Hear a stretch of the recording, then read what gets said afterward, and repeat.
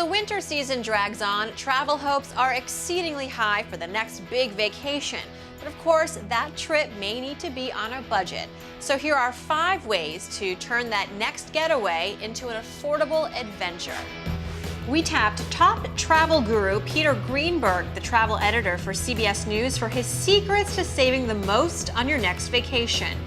First up, you can afford visiting a swanky destination as long as you arrive at the right time. Travelers can score big savings either before or after high season times by taking advantage of shoulder season rates. You know, if you take a look at the ski season lately, last year in Colorado and Wyoming, it extended through July. So you don't necessarily have to go in January, February, and March. Go in April, May, and June. Better deals, better lift ticket deals, better all-inclusive packages. If you're going to take an Alaskan cruise after 15th of June, July, or August, you can get as high as $1,500 to $1,600 for a 7-day cruise.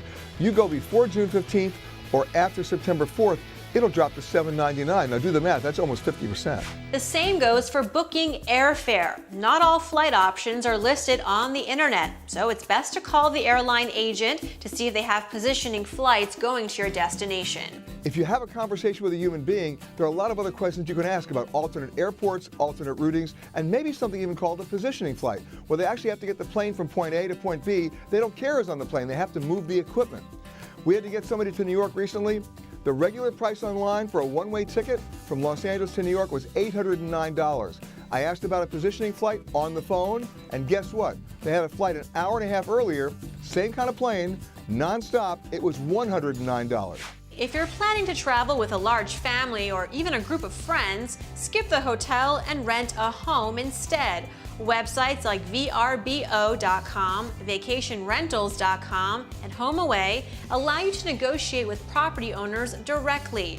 All 3 sites also ensure a rental guarantee of up to $10,000. If you're traveling during the shoulder season, you'll find that apartments and villas are priced for the local market, not for the tourist market. And the good news there is you're going to get way below the normal rates, between 50 and 60% under even what a relatively cheap hotel would cost you. Add in then the savings you get for the food that you buy for yourself and cooking at home. It's a great deal. Next, airlines raked in more than $3 billion in baggage fees alone last year. So to get around those pesky fees, you want to pack a compact carry-on. Roll your clothes tightly or lay them flat, and always wear your bulkiest clothes on board. Now in my book, there are only 2 kinds of bags anywhere. Carry-on and lost. So why would you check them anyway? And check your airline's site before traveling for updates related to measurement requirements. Airport security might allow your carry-on, but your airline may have different restrictions and charge you a fee just as you're about to board. Now, to save money on hotel reservations, you could compare prices online through various travel websites. But for better deals, perhaps even exclusive deals, Peter suggests contacting hotels directly. Ask to speak to the manager on duty or the director of sales. They know what their inventory is, and they know that an unsold hotel room is revenue they'll never recoup once the sun rises. Especially if a wedding canceled last night and they have 60 rooms to dump, you'll never see that on their website, and you'll never hear about that on the 800 number.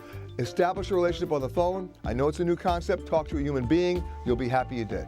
And as always, we want to hear from you. What are some clever ways you and your family are saving money on travel?